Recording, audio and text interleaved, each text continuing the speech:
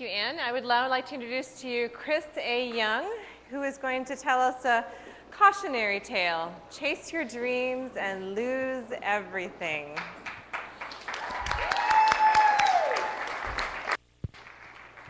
Yes, it is a cautionary tale, and I'm going to start by saying that I wrote the title for that. The day I filed my application was not a good day. I was having a bad day.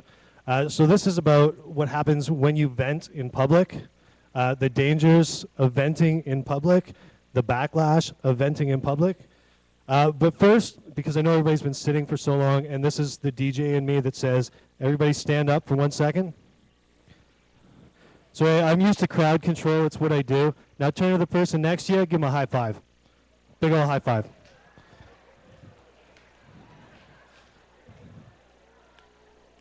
All right? Now does everybody feel a little better? They've stretched their legs, they've got some blood flowing. Okay, apparently.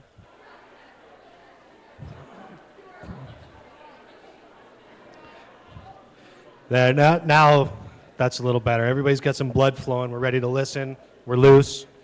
Okay, now I can go into this this very dangerous tale. It's really not that dangerous. I'm just kidding. So when I filed my application for this talk, I was having a very rugged day, which is the ebb and flow of being a solopreneur. We have our highs. We talk about them a lot. We have our lows. We don't talk about so much. But sometimes they come out.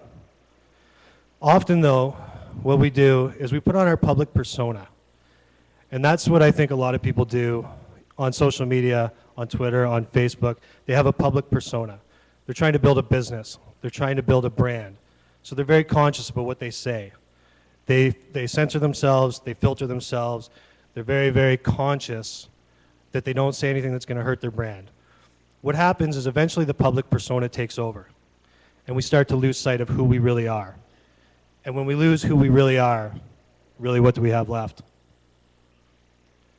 So we set these high expectations, and a lot of it is we look around at the people that we interact with every day, and we say, well, that guy's very, very famous. And that person there, she travels the world. And him, he's on every magazine cover. Me, I never leave my bedroom. Right? So we set these expectations, and we get high on ourselves, and we say, you know, how do I meet these expectations? But they're unrealistic. They're not for us. These are imposed expectations that we have put on ourselves that we really shouldn't. We need to understand as a core who we are, why we're online, build the relationships that matter with the people that matter for the relationships. Okay?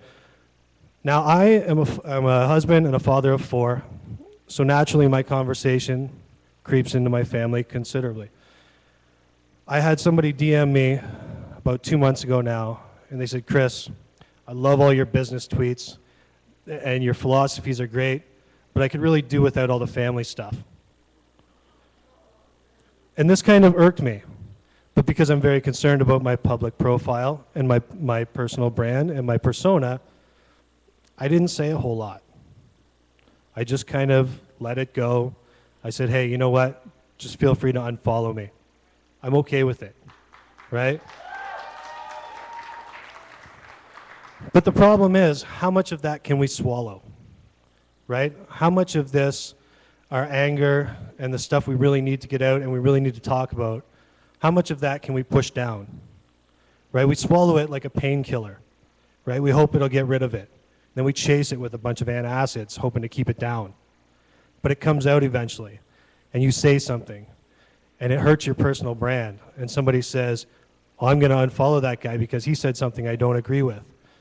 And the thing about being in public all the time is you have to be prepared to defend everything you say, because at some point you will have to.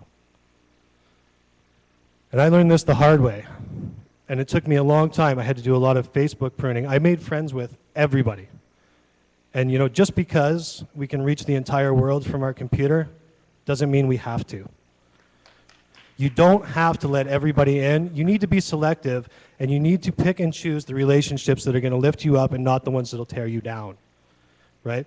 It's absolutely essential to surround yourself with people that are there for you and will support you. I lost sight of who I was. I started being everything to everyone. And when you're everything to everyone, you're nobody to no one, right? What I did was I was trying to be a hero to the world, and what I forgot was I needed to be a hero to the people in my own house. I started losing sight of, I was too busy. Oh, sorry, kids, I'd love to help you with your homework, but not now, I'm on the Twitter. Or, I never really paying attention. You're always a distraction, right? And Twitter can be that. Facebook can be that. It can be the great distraction. So you have to watch when you're building your relationships online. Are you building relationships for your business, or are you just building a bigger distraction? And as we all know, distraction is the enemy of progress. And I know all the procrastinators here can relate. Yeah? You know what? Get back to me tomorrow. It's all good. So we have to be very conscious about where we prioritize our social life, where we prioritize our public persona, how we treat it. It's like any other addiction. It doesn't just jump up and say, hey, you're addicted to me. It creeps in slowly, and it slowly takes over till it controls you, till it consumes you, and then you can't defend it. Be very careful up front. And I'm not saying this to be a downer. I'm saying this because I've seen it happen. I've seen Twitter build some great relationships. I've built great relationships using Twitter, but I've also seen it tear relationships apart. So this is just a cautionary. Be careful. Make sure you go into your relationships with a purpose. So now on to something a little lighter, a little happier maybe. Today, I want to do this let me know when I got about 2 minutes left, because I'm going to do something really cool. Actually, it might not be cool to you, but it's going to be super cool to a 6-year-old who's watching this live stream at home. Okay, so again, like I said, we choke all this down, and if we don't deal with it, what we do, we share our small wins on Twitter. We talk about the semi-celebrities we've met. We talk about how good our kids were at school today. We talk about their straight A's. We talk about how we finally landed that big interview. What we don't talk about, though, what we need to talk about is how acceptable it is to fail at things. It's okay to fail. It's okay to stumble, right? We don't need to push it all down. We don't need to take it all in. We don't need to succeed in public and then suffer in solitude. So I'm down to 2 minutes left. So here's the deal. Today is my 4th child, my daughter, Kira. It's her 6th birthday. And I have 4 kids, and total up, they have had 40 birthdays to this date. I've missed 1. That was when my now 15-year-old was turning 2. So this is the 2nd time I'm missing one of my kids' birthdays, and I'm doing it for all of you. But here's what we're going to do. Because she stayed home from school today because she's sick, so she's watching the live stream at home. So her name is Kira, and she's 6 today, so we're going to sing happy birthday to her.